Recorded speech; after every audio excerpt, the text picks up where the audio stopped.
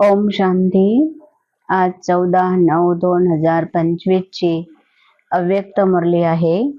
Revise आहे 18/1/2007। मुरलीचं title आहे स्वतःला मुक्त करून मास्टर मुक्तिदाता बनून सर्वांना मुक्ती देण्यासाठी निमित्त बना। आज स्नेहाची सागर बापदादा सर्व दिशांचे स्नेही मुलांना बघत आहे।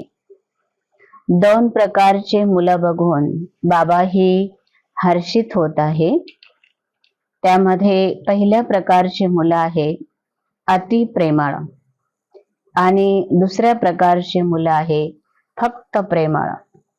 प्रत्येकाच्या अंतःकरणामध्ये हेच गीत वाजत आहे, माझा बाबा, माझा बाबा, माझा बाबा।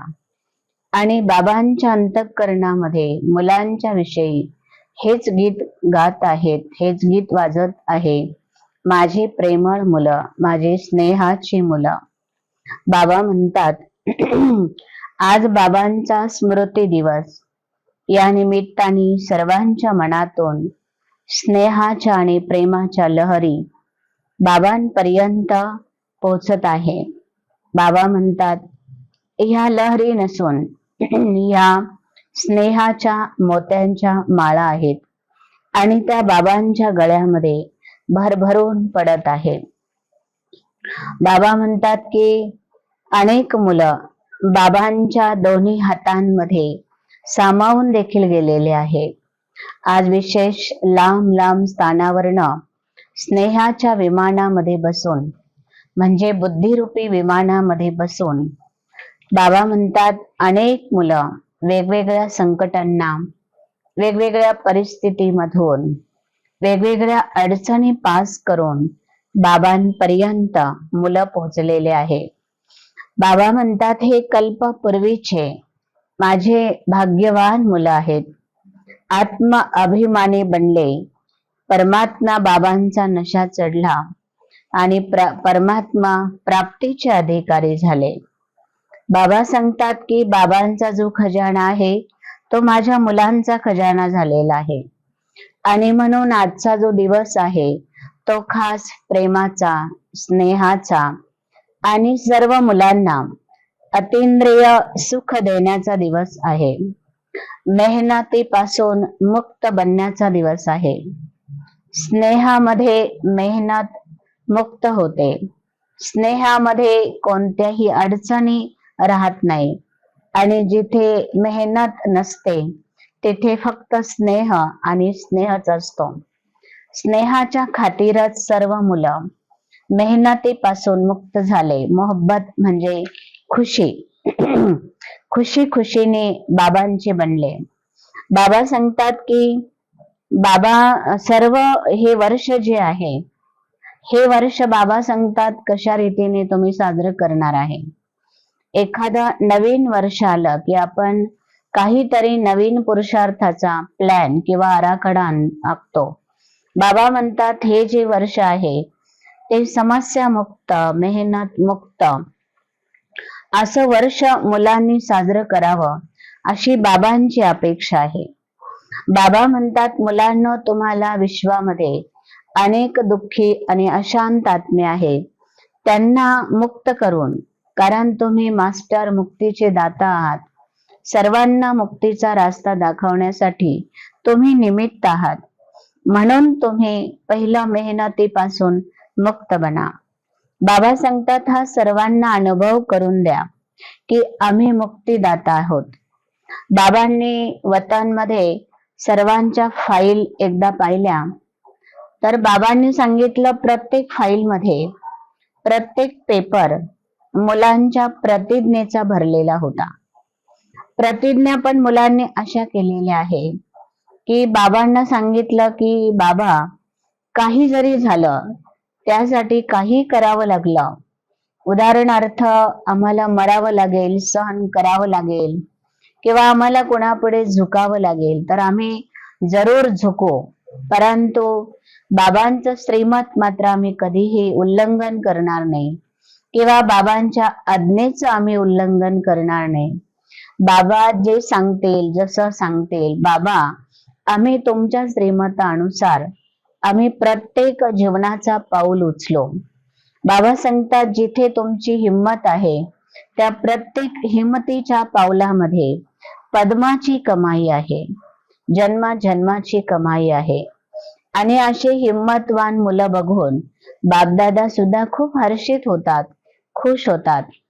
आणि बाबा सांगतात, मला अशी मुलं खूप खूप आवडतात. बाबा सांगतात की मुलांना, अशा मुलांना बाबा मनापासून, अंतःकरणापासून बाबा मुबारक सुद्धा देतात. बाबा सांगतात, मुलांना बघा ना, आज दुनियामध्ये जर आपण विचार केला, एका बाजूला विज्ञान प्रगतीकडे चाललेलं आहे, दुसऱ्या बाजूला जो अत्याचार आहे, भ्रष्टाचार आहे, तोही वाढत आहे. आणि तिसऱ्या बाजूला जर बघितलं तर जगामध्ये हानी पण तेवढीच होत आहे, म्हणजे पापाचारही तेवढाच वाढलेला आहे. मग बाबा सांगतात की याचा विस्तारही दिवसेंदिवस खूप चांगला होत आहे. आणि तुम्ही तर साऱ्या विश्वाचे रचयिता पित्याची मुलं आहात.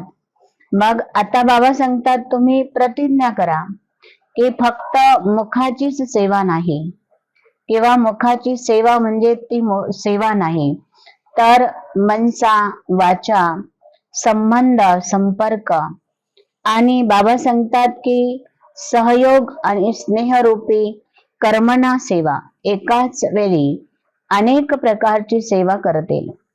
लवकरात लवकर बाबांची प्रत्यक्षता होईल. आज बाबा सर्व मास्टर, ज्ञानाचे सागर, पॉवरफुल मुलांना, स्नेही, स्वमानधारी, सन्मानधारी, बाबांच्या श्रीमतानुसार चालत असलेले एका श्रीमत रूपी पावलामध्ये अनेक पद्मांची प्राप्ती करणारे विजयी मुलांना, सहयोगी मुलांना, सहज योगी मुलांना खूप सारी मुबारकही देत आहेत. आणि बापदादा सर्व मुलांना, रुहानी मुलांना, आत्मिक मुलांना बाबा आज विशेष नमस्ते देखील करत आहे. बाबा सांगतात की मुलांना, तुमची बुद्धीची लाईन फक्त क्लिअर ठेवा. तुम्ही नंबर 1 पास होणारे एव्हरेडी आत्मे आहात. ब्राह्मण जीवनाची विशेषताच काय आहे, तर एव्हरेडी राहणं, बुद्धीची लाईन क्लिअर ठेवणं, बाबांशी एकजूट होऊन राहणं. बाबांबरोबर जो आहे आपला आंतरिक विश्वास, तो कधीही डावाडोल न होऊ देणं. बाबांचा इशारा केव्हाही आणि कुठेही मिळू शकतो, तर त्या वेळामध्ये जर बाबा सांगतात कोणती गोष्ट किंवा कोणतेही संबंधी जर आठवले नाही, तर तुम्ही समजून जा की आम्ही ह्या अंतिम पेपर मध्ये पास झालेला आहोत आणि आम्ही आता एव्हरेडी आहोत. बाबा सांगतात, एव्हरेडी पास होण्याचे जे लक्षण आहेत ते हेच आहेत की शेवटचा जो पेपर आहे तो काही क्षणाचाच येणार आहे आणि तो केव्हा येऊ शकतो. बाबा सांगतात त्याच्यामध्ये प्रश्नावली नसणार आहे, परंतु जर त्या वेळामध्ये मुलांच्या मनामध्ये जर प्रश्न तयार झाले, तर त्या प्रश्नांची उत्तरं मात्र त्या वेळात मुलं देऊ शकणार नाही. आणि जर प्रश्न निर्माण झाले तर मुलं प्रसन्न राहणार नाही. म्हणून बाबा सांगतात ती वेळ अशी आहे, अचूक आहे, आणि त्या अचूक वेळेमध्ये तुम्हाला ह्या पेपरमध्ये म्हणजे परीक्षेमध्ये पास व्हायचं आहे, त्यालाच बाबा एव्हरेडी म्हणणार आहे. ओम शांती.